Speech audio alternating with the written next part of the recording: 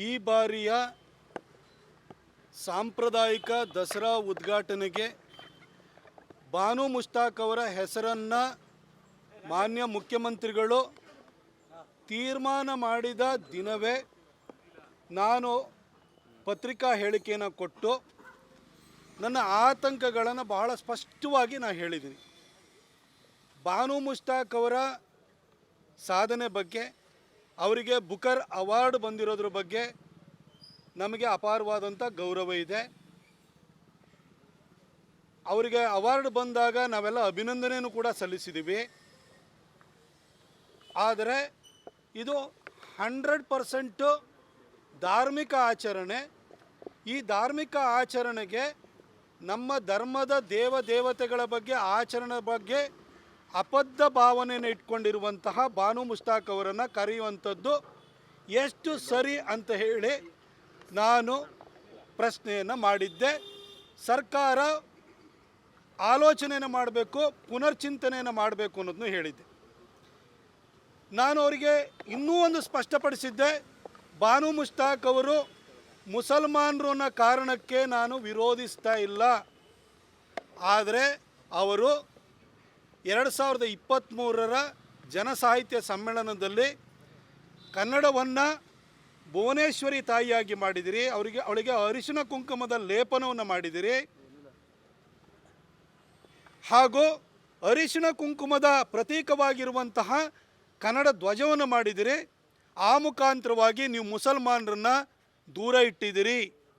ನಮ್ಮ ನಂಬಿಕೆಯೇ ಬೇರೆ, ನಮ್ಮ ನಂಬಿಕೆಗೆ ತದ್ವಿರುದ್ಧವಾಗಿ ನೀವು ಕನ್ನಡವನ್ನು ಭುವನೇಶ್ವರಿ ತಾಯಿಯಾಗಿ ಮಾಡಿ ಅರಿಶಿನ ಕುಂಕುಮವನ್ನು ಲೇಪನವನ್ನು ಮಾಡಿ ನಮ್ಮನ್ನು ಹೊರಗಿಟ್ಟಿದ್ದೀರಿ ಅಂತ ಹೇಳಿದರೆ, ಅವರಿಗೆ ಹಿಂದೂ ಆಚರಣೆಗಳ ಬಗ್ಗೆ, ಹಿಂದೂ ದೇವತೆಗಳ ಬಗ್ಗೆ ಇಷ್ಟೊಂದು ಅಬದ್ಧ ಭಾವನೆ ಇರೋದ್ರಿಂದ, ಅಪತ್ಯತೆ ಇರೋದರಿಂದ ಅವರನ್ನು ಕರೆಯೋದ್ರ ಬಗ್ಗೆ ಯೋಚನೆ ಮಾಡಿ ಅನ್ನೋದ್ರ ಬಗ್ಗೆ ನಾನು ಭಾಳ ಸ್ಪೆಸಿಫಿಕ್ಕಾಗಿ ಹೇಳಿದ್ದೀನಿ.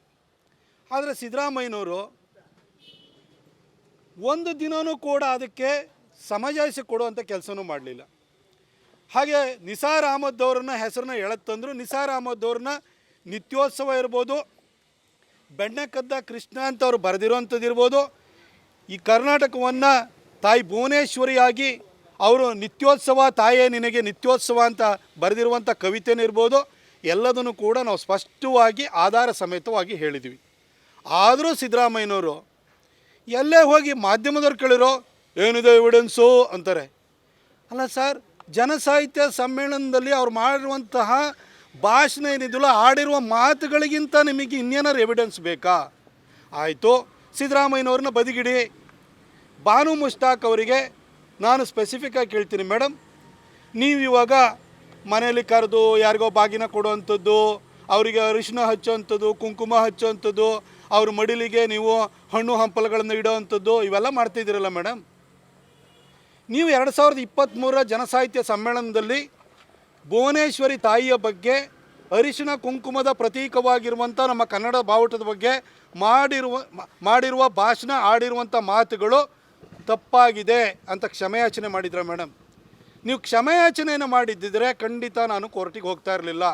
ಸಿದ್ದರಾಮಯ್ಯನವರು ಯಾವುದನ್ನು ಕೂಡ ಕಿವಿಗೆ ಹಾಕ್ಕೊಳ್ಳಲ್ಲ ಅಂತ ನಮಗೆ ಗೊತ್ತು. ಅವರು ಟಿಪ್ಪು ಜಯಂತಿಯನ್ನು ಮಾಡಿದಂಥವ್ರು, UAPA ಕೇಸ್ಗಳನ್ನು ವಾಪಸ್ ತೆಗೆದುಕೊಂಡಂಥವ್ರು, ಡಿ ಜೆ ಹಳ್ಳಿ ಮತ್ತು KG ಹಳ್ಳಿ ಪ್ರಕರಣಗಳನ್ನು ವಾಪಸ್ ತೆಗೆದುಕೊಂಡಂಥವ್ರು, ಅವರು ಅಲ್ಪಸಂಖ್ಯಾತರ ಓಲೈಕೆಗೆ ಯಾವ ಮಟ್ಟಕ್ಕೂ ಇಳಿತಾರೆ ಅಂತ ನಮಗೆ ಗೊತ್ತು.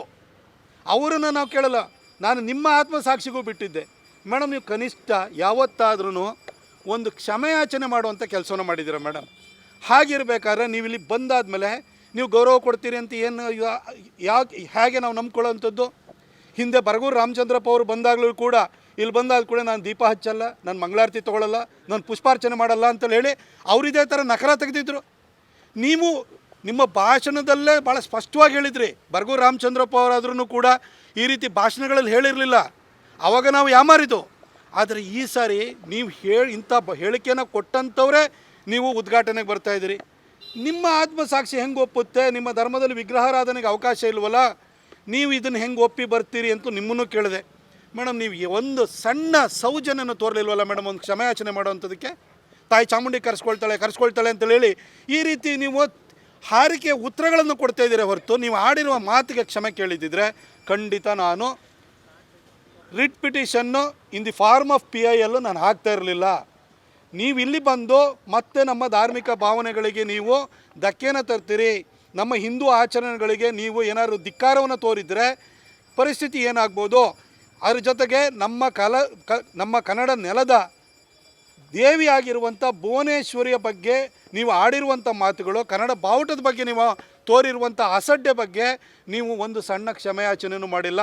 ಅದಕ್ಕೋಸ್ಕರವಾಗಿ ಕೋರ್ಟಿಗೆ ನಾನು ಹೋಗಿ ಸ್ಪೆಸಿಫಿಕ್ಕಾಗಿ ಆರ್ಟಿಕಲ್ 26 ಆಫ್ ಇಂಡಿಯನ್ ಕಾನ್ಸ್ಟಿಟ್ಯೂಷನ್ನ ನಾನು ಉಲ್ಲೇಖವನ್ನು ಮಾಡಿಯೇ ನಾನು ಹೋಗಿರುವಂಥದ್ದು. ನೋಡಿ, ಅದರೊಳಗಡೆ ಭಾಳ ಸ್ಪೆಸಿಫಿಕ್ಕಾಗಿ ಹೇಳ್ತಾರೆ.